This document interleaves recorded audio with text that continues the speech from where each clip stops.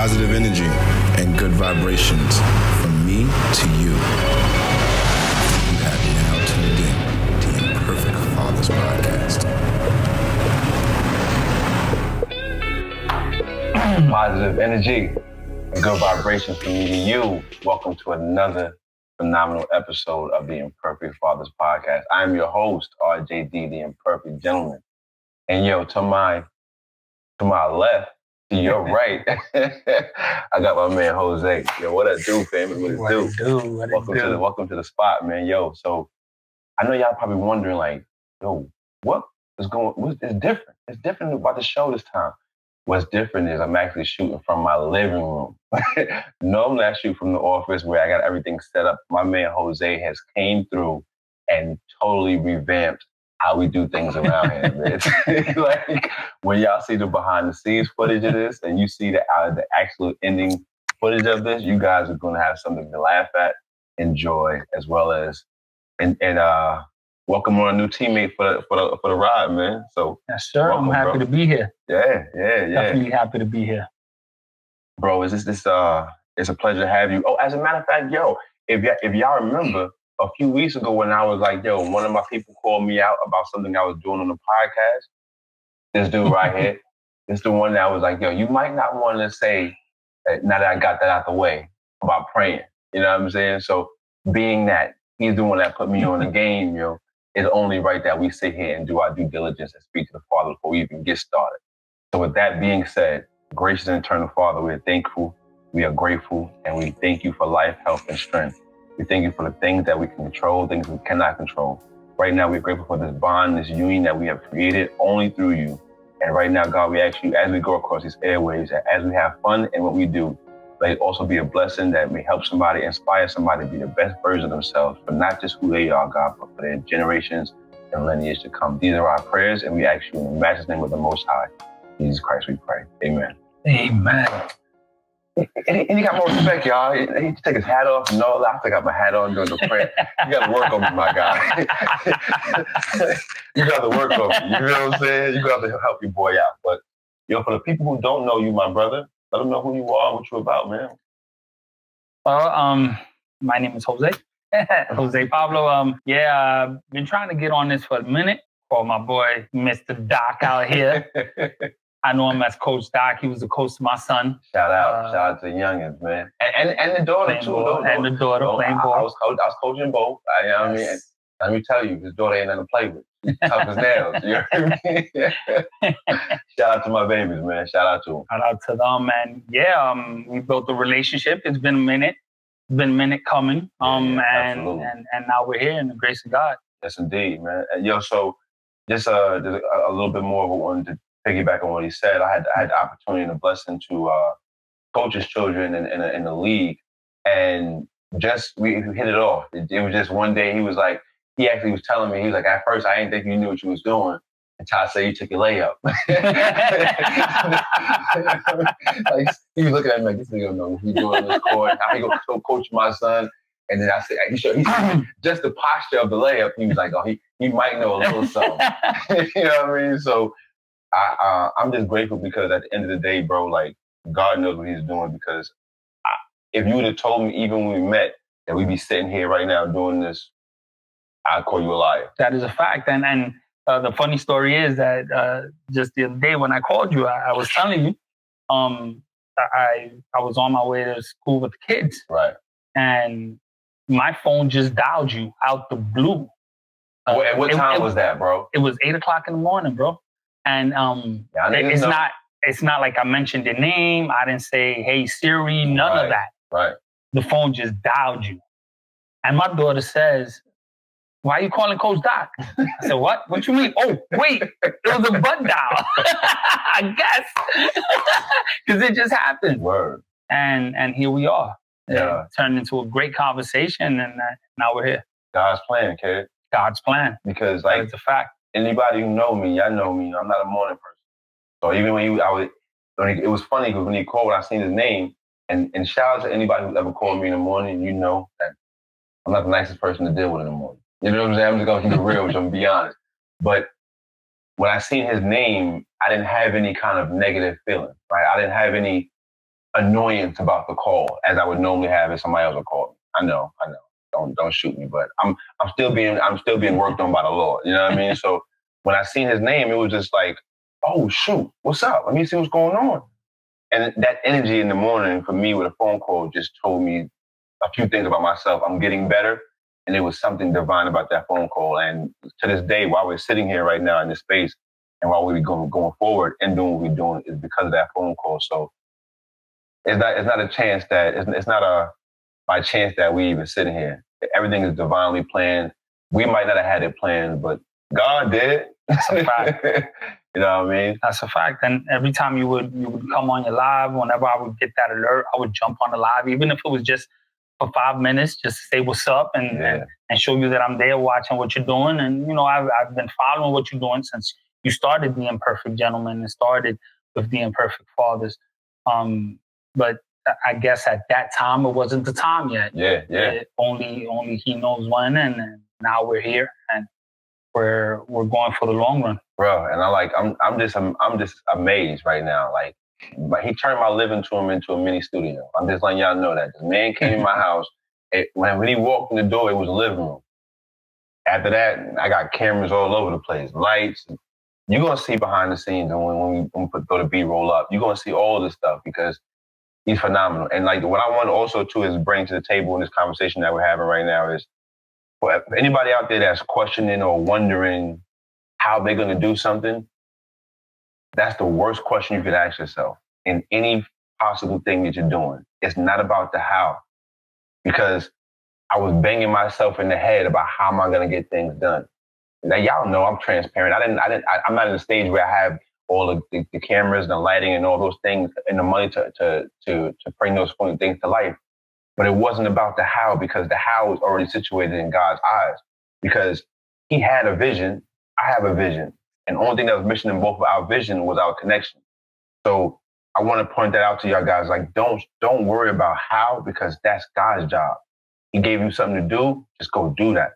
Because if you do what he's telling you to do, everything that you're asking for is on the opposite side of your discipline. I truly believe, like, even us coming together right now, something great to come, bro, as long as we stick to it. Amen to that. Amen to that. Don't stop.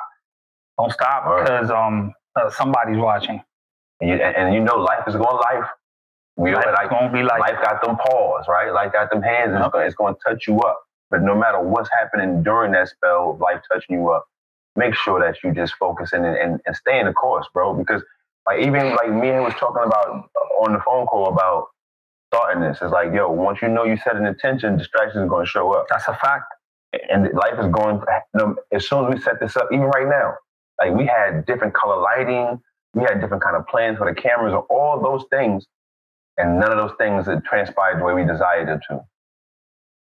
But the truth of the matter is, we only gonna get better with time. This is the worst you're gonna see us. That is a fact. That is a fact. This is the worst you're gonna see it. So for all they got jokes out there, that clown in the scenery. What you do, if you got any kind of smoke for us, get it all out now.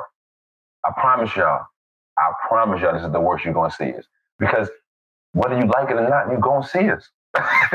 You feel what I'm saying? Yeah, we're gonna pull up, man. So I'm just excited about what we got going on. We are literally just, I guess this is the inaugural episode. This is the initial shoot off of what we got going on, man. And I'm excited because this is going to open the doors for so many more things to happen. You'll have guests coming in here. We're going to travel with this thing, man. I'm excited, bro. I'm excited as well. Yo, man, listen. And to you guys out there, just whatever you guys would want to hear from us. If you feel that there's anything that we can do better, let us know down below. Word. Yes, as a matter of fact, and I'm messing up right now as well. Do us a favor, hit that like, comment, and subscribe button. Yo, listen, that subscribe button don't cost you nothing. It don't cost you nothing. But what it does for us, though, it helps us tap the algorithm and it helps us get the message out to people who really want to hear it. My belief around this part is that we're going to edutain you, right? We're going to entertain you. Edutain you. Edutain I like you. that. We're going to entertain you. We're going to educate you. But at the same time, we have a good time while we're doing it. You know what I'm saying? And that's what this platform is all about, bro. It's about fathers coming around and sitting around talking about our stuff. Shout out to the Queen, Michelle Obama. She said something that was so profound about us men, and it seemed like it went over so many of our heads. She was like, "Yo, if we ever was to get around and just sit around and talk about our stuff, just create an atmosphere we can just sit and just talk about our stuff, our lives would be different." And like, it was so powerful, bro, because if you look around, where do we sit around and just talk about our stuff at? We don't. We're fighters. Yeah. We're problem solvers. We never sit down and talk about either how we're feeling, right? How can we solve a problem? How can I get help? Mm-hmm. It's keep going. Let's get it fixed. Yeah. Come home, go to sleep, twirl in bed, get back up, go get it fixed. That's it. And that's what life is about for the man. And that cycle needs to be broken. Yeah. We need to break it at least with our children. Right. Because it's not that our parents didn't want to change that. They didn't know how to. Exactly. They have the ignorance. Right. And it's not a blank ignorance. Right, it's an ignorance that was instilled in them. Exactly. So they didn't know how to help us. So to them it was, oh yeah, you're gonna do what I say, how I say, when I say. That's it. And now protecting us. And that's how they protected us. We need to be a little different with our kids without making them weak, but we still need to let them know that how they feel means something, and they need to speak about it. Absolutely. Because when you don't speak about it, that's when you carry demons on your back all day, every day. Those wounds. Yes. That's the one thing, bro. Like, if I can give any kind of advice to anyone who's younger or that's coming up behind us, it's like, yo, talk about it. Talk about it. Talk about it, man. Like, get it off your chest.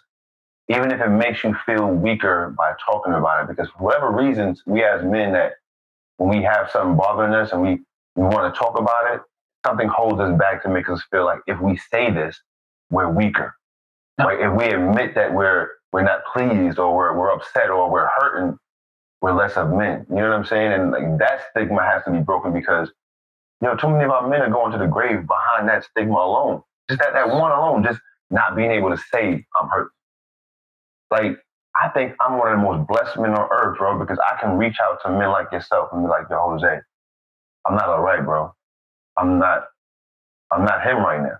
You know what I'm saying? And like, I don't feel like, I can't say it to my boys, or I can't say it to the other guys I'm rocking with, because they would look at me some kind of way, or they would think of me some kind of way. But there's so many other men, bro, that don't have that wolf pack, don't have that circle of protection. You know what I'm saying? That makes it okay for a man to say, you know what? The little boy inside is hurting right now. That's a fact. That is a fact. And you know how much easier it is, and how much easier life can be when you just bring up that conversation. How much easier it is on you. How much catastrophes can be stopped just by having that conversation. Because you can be in the middle of fighting one of your demons. You could be in one of those situations where you need someone. And just having that one person that you can pick up that phone and call and say, yo, bro, I'm not feeling right. Will make a life of a difference, can save a life, can stop you from doing something that would probably change the course of your life forever. Word that you can't undo. That you can't undo. Bro, so many of the stories that I hear, even about relationships being destroyed. Because, fellas, let's just be real. We can't tell our wives everything. You feel what I'm saying? And this is why us having our conversations between men, fathers, and husbands that can relate is so important for our development, and also the protection of our family. Because if you can't tell the person that you lay with every night what's going on with you, based upon you protecting her well-being, her mental state, and all of those things, where do you go with it? Who's protecting us? That's what I'm saying. Because if we don't have a group for us, there is no protection for us. There is no protection. Because what we don't realize, and what I didn't realize, let me speak for myself before I even got in this space of being a father, husband, is that when you take that title on as husband and father, you are the priest. That's the highest level on earth. The only other connection that you have is to God. And if you don't have a brethren or a circle of people that's going to hold you accountable, help you see things through, that's experienced what you've gone through or experiencing or going to experience, who do you go to with it? Because you know the hierarchy is Kids go to mommy. The mom can't handle it. Mom come to dad. Where'd dad go? Man. God. Because think about it. Look at the hierarchy. We're going to figure this out, God. Your son, your daughter look up to mom. Mom. And for the most part, in most relationships, the wife is looking up to the honey. And then what we supposed to do? Hey, fellas. God. Hey, you see all this pressure you got on me down here? I'm going to need you to relieve it. Send me a sign. I'm gonna need some down here. They acting for sign from me. But it's so true, bro. Like, I didn't understand that the closer I am with him up there, it makes it easier for everything else I do down here. Yes. And the only way I can get closer to God is by telling the truth among the men, among the people I have, because I truly believe, this is my belief, that God only exists amongst people. If I was alone on this earth, how would I experience God's love? It takes someone else on this earth to show me that he exists. That is a fact. So if I don't have no one to share my burdens with, if I don't have nobody to share, like, yo, I'm struggling with, what am I doing out here? And there's no one to show me that godly agape love. Because what? Yeah, I can sit here and I can pray till I'm blue in the face. I can have all kind of experiences with God and supernatural experiences, all that. But when I come out of that supernatural world and that trance and the spiritual realm, the physical flesh side of me still needs compassion. That is a fact. I still need a brother to say, yo, bro, you're going to be all right. It might not be that way right now, but you're going to be all right. Now, you might not even be, you might not even know if you'll be all right or not. But just the fact that you're going to tell me. Just and you look like me. And I know you felt what I feel. That is a fact. That's enough. That is enough. Like, I got to shout out to my homie, Rob. Hey, y'all know him. He passed away. He passed this past year. And I keep replaying in my mind, like, man, did he not know I was open enough to any conversation? You know what I'm saying? Because as men, my mother had to show me this.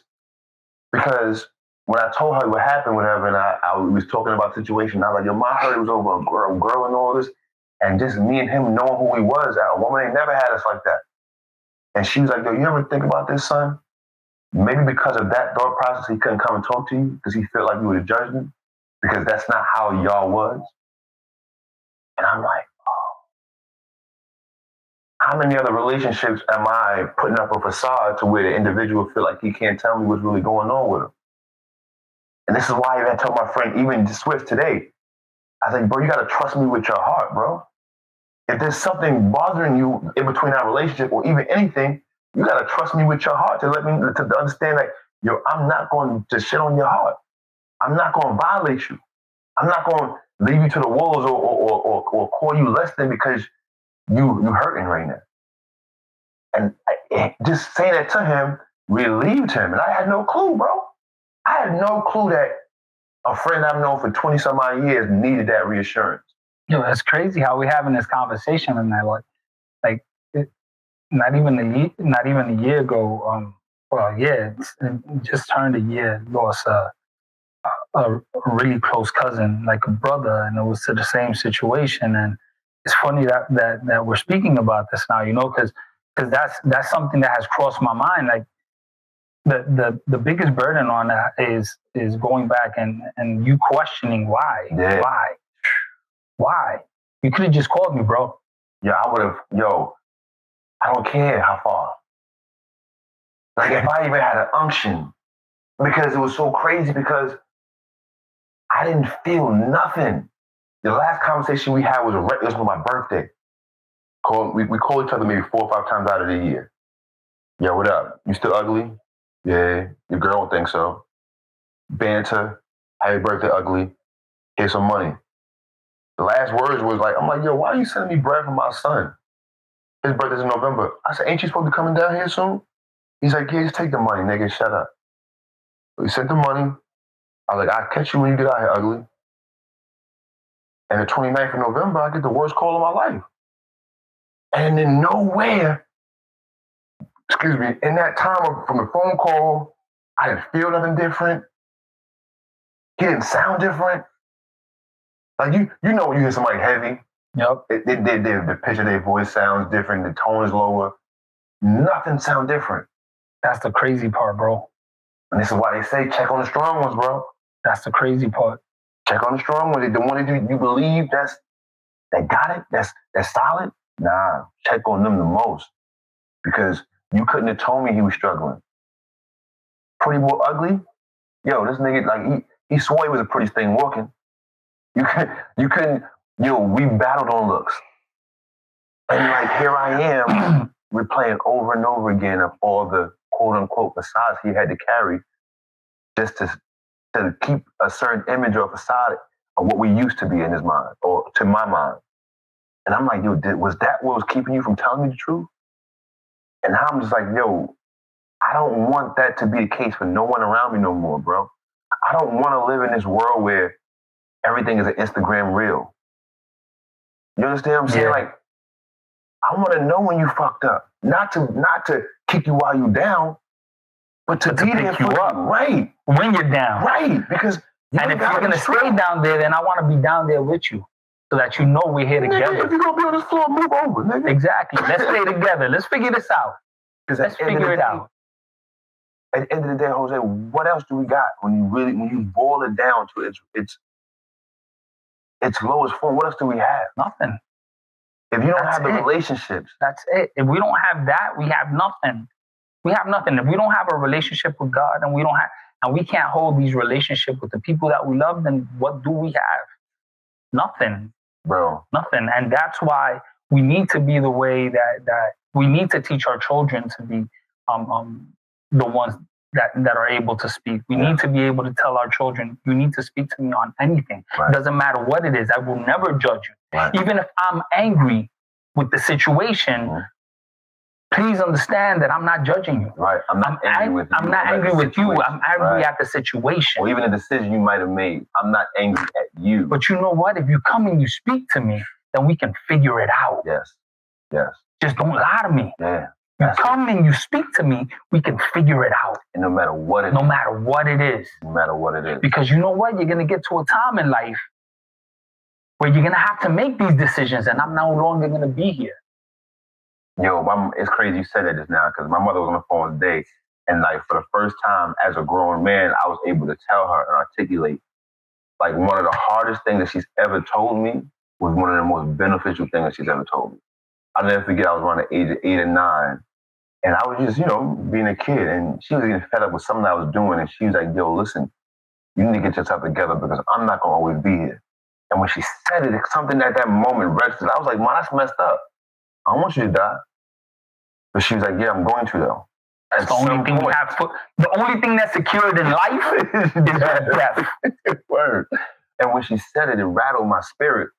But what it did was it kind of like woke me up to a reality of what life is like. I have to mature. I have to learn more because I'm on a ticking timeline with her. Because the rule of thumb is you ain't trying to bury me. I'm supposed to bury you. So I'm only going, that ticking timeline starts. All right. And like, it was so cruel, but it was so real. And I'm grateful now because it's like, it's a reality that even right now, I tell my kids, like my daughter's 7 years old, baby girl. At some point, you have to make decisions on your own. You got to figure it out. Like, and even so much to the point of how we help them make decisions. Oh, Daddy, what do you think I should do? I don't know. I don't know what you think you should do. I have a concept of what I might think you might should do, but I don't want to give you that. I want you to figure it out. Because I learned that one of my major issues, bro, growing up, was that I was looking for somebody to give me the step-by-step direction. Because that's how they did you in school. Yeah. You do this, you do that, you do that, and you do this. Follow directions. You don't follow directions, you get in trouble.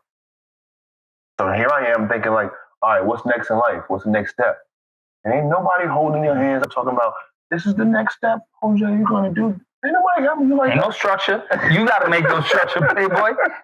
You got to make those structure. And the hardest part of being a father, especially to a girl, is knowing that one day you won't be there to defend her towards those monsters. So scariest day of my life. So it's our duty to teach them now so that they're able to defend themselves from those monsters or not put themselves in the situation where there'll be monsters. Even though there's always going to be them. They're always going to exist. But to be able to understand the situation that you're in, Right. your environment, and say, you know what? This environment isn't for me. Let me step away. Mm-hmm.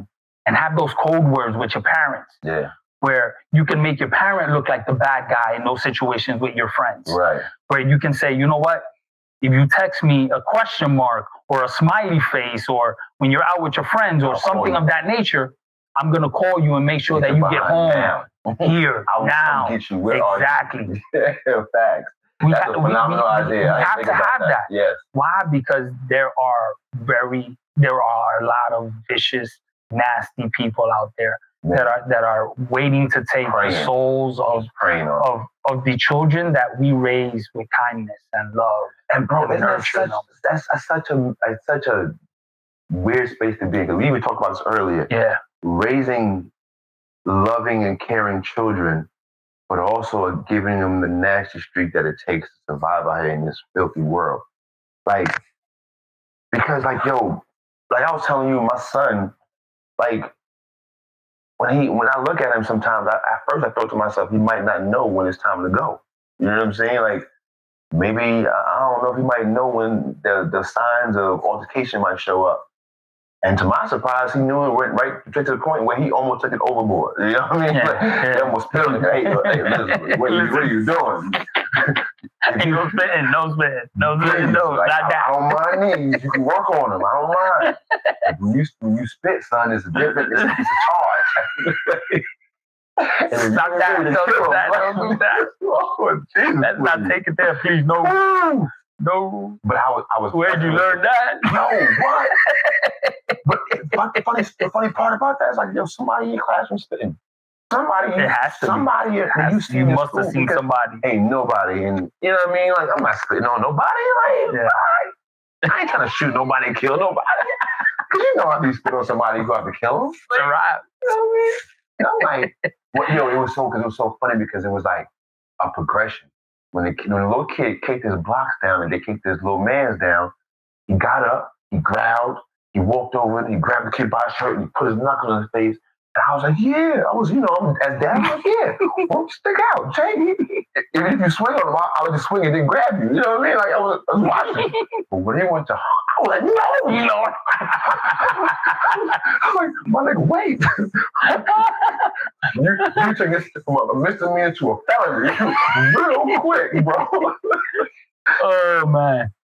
But I had to, like, even in that, like, tell him, like, yo, Papi, you can't do that.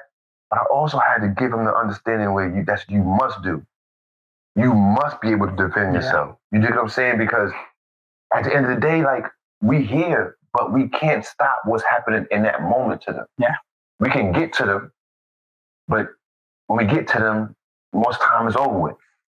So our job is to prepare them to be able to, you said, let themselves out of the situation, recognize the situation for what it is. But if they're in a situation where their back is against the wall, they gotta be able to fight their way out. Able to defend yourself. Yes. And it's fight or flight. I don't care what nobody say, Jose. I'm a component of, I have a mean propensity for violence. And I'm okay with it. Because like we got the electricity flowing through this house right now. As it's controlled, it's a beautiful feature. It got us in here looking all lit up and you know what I mean? It's a phenomenal asset under control. But if any of these circuits pop, electricity starts running through the ground and becomes a danger, it's now out of control. It's a hazard to us now. But the very thing that we was praising a few minutes ago now it could kill us. Yes. But the same thing we as men in our violence, we should be able to be very angry, not angry, but very violent individuals when it's necessary. Because at the end of the day, what you're supposed to be doing, a little lamb when it's, are they going to come and harm my family? Yeah, nah. Yeah, you're absolutely right. You're absolutely right. I don't tell no man especially that I know has a family, to be safe. We are products of our environment. Yeah. Right. We were, as I know you were born and raised in New York. Shout out to the crib, you heard me? Yes. Allow you to stand up, you hear me? Where it's either you become a lion or you get eaten. Yeah, yeah. I was born and raised during the days of the Latin Kings in the Bronx where they were just ruthless. That's a fact. Word. Yo, And it was not a game. It was not a game. You talk about back in the day, bro, but do you know a few years after I left my high school, it was on the news because one of the Lion King's dudes ran up in the school and cut one of the kids' fingers off at his desk? That was normal back in the Bronx. You see what I'm saying? Nigga walk in the classroom, not even in the school. Listen, bro, I remember I was 12, 11, more or less. My mother took me to DR when I was 13. I was like 11. And I'm looking out the window. I lived on the second floor. And I see this guy walking up the block, full trench, black suit, long hair, light skin. There's this guy sitting on the car. He's like this. Homie with the trench comes up, stands in front of him, pulls out a hoo-wop.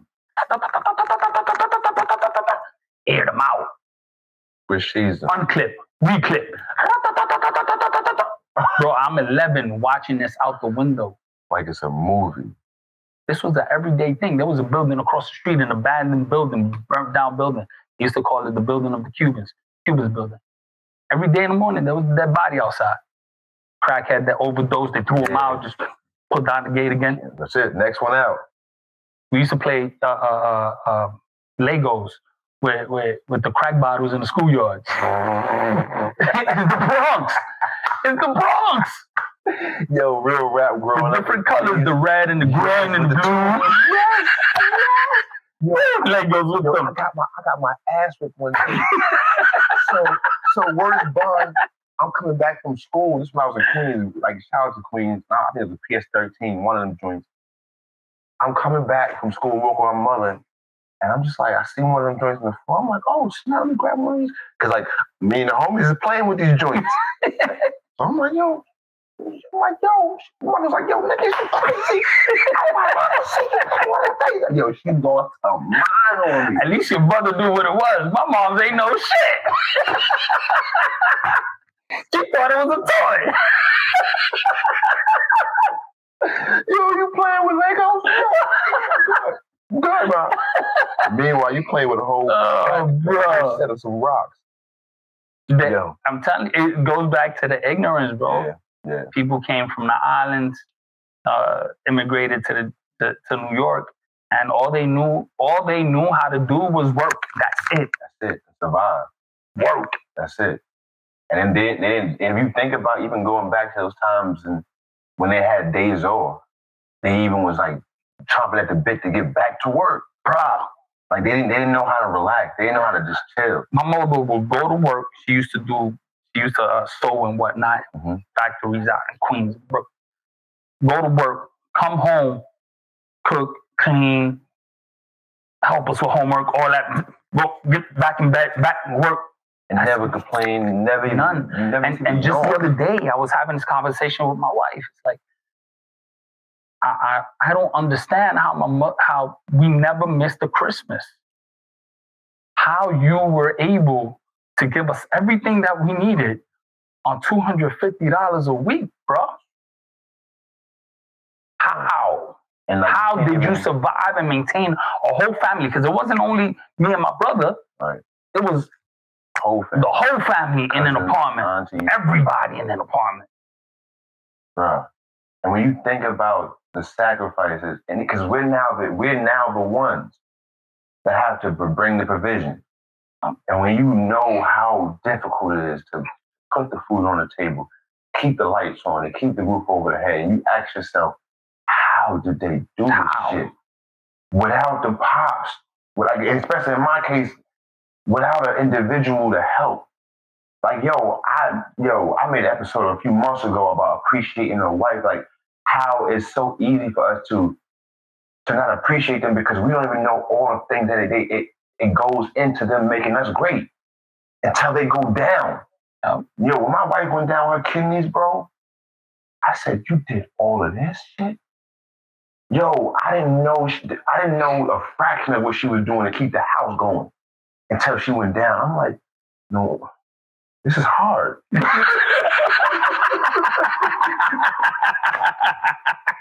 I wanted to go back to work. I wanted to get a job. I wanted to go somewhere else. It's hard. I'm like, no, the kids, the laundry, the dishes, the cleaning, the food. How? Tell me how. And I said to myself, and they do it without complaining, bro. Shout out to the wheel queens out there. Yeah, because we ain't talking to y'all other ones. Like we don't even address them. Like I'm so sick and tired of that, yo, Jose, bro. So in the space, I've been on the internet now. We've been doing a podcast game and putting content out. I'm so sick and tired of having to explain of who I'm talking to or about. The caliber of man I am, I don't talk about the niggas ain't doing right. And I don't want to address the women, not even considered women. I'm speaking to the people who are on the playing field of where we're on. The men who are taking care of their business, who are providing for their family the best way they know how. And I'm not caring what your numbers are. I don't care if you're a millionaire or you are a hundredaire. You are providing for your family. You are bringing it in. You are making sure that you are present, not just financially. To the best of your ability. You are present. Man, you are him in my book. It's a fact. And these women that are talking about you can't go to certain restaurants on first dates, and I'm glad I'm not a single man, right? You feel me? Like, are you happy to be married, my nigga? Oh yeah. At this temperature and climate? I love you, baby. Yep.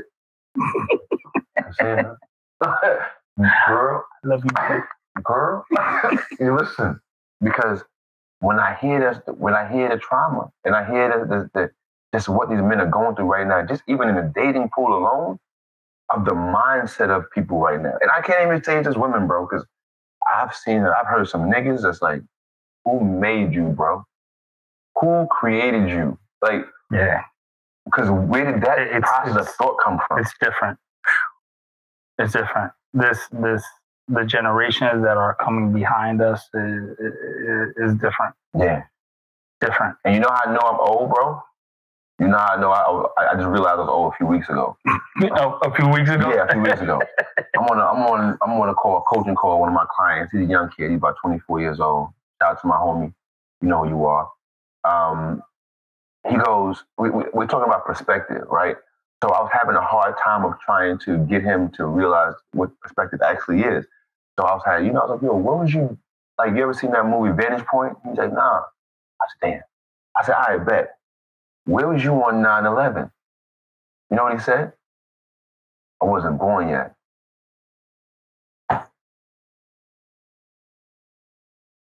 All my gray hairs stood up. All of them. Jose, all of my joints was like, I was like, that's definitely when you know you're old. I was like, how dare you say that you wasn't alive, nigga? And I'm about to make a valid point on this. I'm like, yeah, what was your outtake on 9/11? I wasn't even born yet. All right. Damn. Meanwhile, nigga, I was in high school when that shit happened. You talking about you wasn't even born yet. Oh, shit. Oh, man. But that's how I knew, bro. Like, nah, we getting up there. Like, we the ones. we in the generation right now, bro. You saying you were in high school. My ass was working already hard. My bad, dog. And you feel old? Sheesh. Yo, so shit, nigga, let's have a perspective conversation.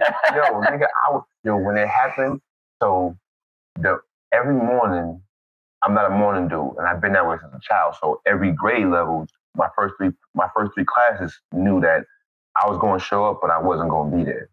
You let me just be in the back sleep on the computer, but I'm not doing no work or focus.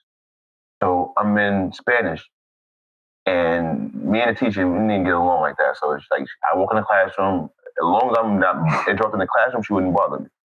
So I had a routine where I go in the back of the computer and go and check on the current events and then do whatever I do on the computer. I open the computer, bro, and it pops up. CNN pops up, and it looked like a movie. So I'm like, damn, who had the computer on back here watching movies? Kind of dope. Watch it. The first plane hit. I'm like, damn, that's crazy. And then I realized it was a live feed. It said live on the bottom of the screen. I was like, damn, this is live? Like, no, this ain't live. This is real. And when it registered to my brain that it was real, instantaneously I started hearing people in other parts of the building start screaming, oh my God, my dad is in that building. That's when it started getting real. I'm like, oh, we're under attack. They attacking buildings? I'm in a building right now. I'm going home. Nigga, I left high school. Like I got up in my classroom and walked up and left the building. The thought process was that they hitting buildings with planes, nigga. I'm not gonna be in this high school with them hitting buildings. I'm going home and I'm gonna be in my house. Even though I'm across the street from high school, I'm gonna be at least in my house being safe. And then I got home and started seeing the news. I'm like, nah, we are in real trouble as a country. That was for the first time in my life, I thought to myself, well, we could be in the space of having to fight a war on our land. So check this out. I was driving down the West Side Highway. I was on my way to work. I used to work at Century 21 down by the World Trade Center. Century 21 was 2 blocks up of where the buildings were, where the Twin Towers were. Coming off of 12, where the West Side Highway turns into 12. Okay. Coming on that little ramp that's coming through there, right before the Intrepid. And I was listening to El Vacilón de la Mañana. That's a Spanish radio, like joke type thing that they do. Okay. Right. So somebody calls and says, a plane just crashed into one of the Twin Towers. And they said in Spanish, oh, don't play like that. You don't play like that. Click and hung up the phone. Something inside of me said, like, this is crazy. Right. So I put 10-10 wins on AM. Right. You know, talking about at all times. 10-10 wins. They're talking about what's going on. And they're saying, oh, that was probably, it looked like a small jet that hit the building. Right. It probably was a mistake. It had to be some sort of accident. All of a sudden, I see this big plane coming across. Dumb low. You hear the roaring, bro. I look forward, you could see the smoke from one building. Damn. Once the plane got out of my sight, by the Intrepid, I popped the U-turn. Right back up the West Side Highway. Out of here, yeah. Whatever they doing down here is not all right. Not for me. Fact. When that second plane hit, all radio stations went offline. 10-10 Winds had no. It basically went silent. Right. All the radio stations that on AM had gone silent. Bro, it seems like there was an antenna there or something. Everything went down. Because all phone lines went down. I was trying to call my step-pops because he had a cell phone. But it was because everybody was calling. Yeah. There was so many people calling. Everything was just haywire, bro. Hung up. And I started driving north on the west side, got to my house, and locked myself up and just started watching TV. I said, whatever happens to me is going to happen in my house. And especially being in the city of where this is happening at, like I was just like, damn, like, this is going down. Like, we are literally being under attack. Like, that was the first time I had ever seen, after the situation, I had ever seen all New Yorkers united as one. Yo, I've never been that much united. I'm talking about, in all the years, I've never seen... People that I've never seen pray were praying outside. Together. Lighting candles, everybody holding their hands, talk. Bro, there was no racism in New York around none at all, bro. None. It was like everyone was about humanity in that point in time. It was like the greatest scene of humanity, is people caring about each other. Like, as much as sad as it was, you seen people embracing other people that they didn't even know to let them cry it out. Yep. Like it was crazy because my one of my homegirls, Jamie Delamino, shout out to Jamie. Her pops was a worker, was a firefighter on 9/11, and that lost his life trying to save people out of the building. And I never forget, when he left to go to the city, he was a little upset. And she's like, but he gotta go. And it was cool, you know what I'm saying? Because like that's what he did. He was just going to do his job. And when he didn't come back, I was just like, I didn't know what to do. You know what I'm saying? So when I saw her, I was like, just telling my condolences. Just seeing other people come and console her that didn't even know her, that like you've seen other girls like throughout the year that wouldn't even go past her, was coming and giving her love. Just embracing her. Like, you know what I'm saying? Just because everybody knew that she lost a pops. So like it's crazy how a tragedy will bring people together. It's sad in a way, but that's human nature though. If you think about it, it takes us pain to evolve. Sometimes, and most times, it takes us tragedies to come together. Yeah. Yeah, that was a hard moment. Yeah. That was a hard moment. Man, I tell you, but one thing I know, one thing that it did prove that if we stay together, there's nothing that we can't get through, because that right there, bro, just remembering the phone calls and seeing the images of people holding hands as they jump out of a window. Bro, that phone call, the people that was on the plane that was headed towards the Pentagon, the recordings of, "Baby, I'm not gonna make it home, I love you." Like, yo, could you imagine being on the other side of that call, bro? Knowing that these are the last words you're going to hear. Like, what you mean you're not gonna make it home? Like, yo, we're about to smack. This plane is about to. Like, that's, you can't even imagine that. Imagine being one of those people that were above where the plane hit. You in my brain, bro. Because I always say that. I'm like, the people that were on the bottom, they had a fighting chance to fight through debris, and it's coming down on them. They can just fight down. But when that plane hit under, there's no way. You know for a fact that it's either you end it right then and there, because there's no chance. Right. You either let the fumes and the fire take you, or you jump. Or you jump and end it. Imagine that thought. The thought process that it takes for you to understand and comprehend. In that moment, your life. That moment. It's over. Bro. That right there, bro, like the thought process of saying, I'm either going to jump out this window and lose my life the moment I jump because I'm not going to make it to the ground, or just burn up from the fumes and the gasoline from the plane, like from the fire. Like, nobody wants to go, but I don't want to go that way, Lord. Like, not you feel me? Like, I don't want to have to pick and choose between those two demises. If I had to pick, and God forgive me for even bringing that up of having to make a choice, I would jump. I don't want to burn. Yeah. But just, because you're not going to feel the impact of the ground. You're going to lose. You're going to suffocate. You die before you even hit the ground. You're going to suffocate, but it's suffocation or burning. So if you think about it, it becomes, you ever had a dream that you're falling out the building? I hate that dream. When you just fall, you wake up like. So that's. I hate that dream. To my thought, that's what it'll probably become. Yeah. That dream. That's the worst dream. I can't imagine that. I don't want to imagine that. Next topic. Yo, man. Where we at right now? Oh, shoot. We done shot an hour already, man. Yo, listen. We doing good.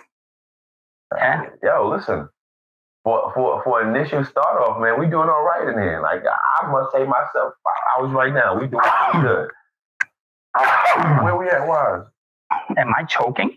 and it's late too. It's 12:22. Just the time check for y'all. Let y'all know we are really grinding over here. We are working after hours. And also another thing to y'all fellas, just so y'all know, we're working this time right now, so we don't take away from nothing else that we're doing. That's a bar right there.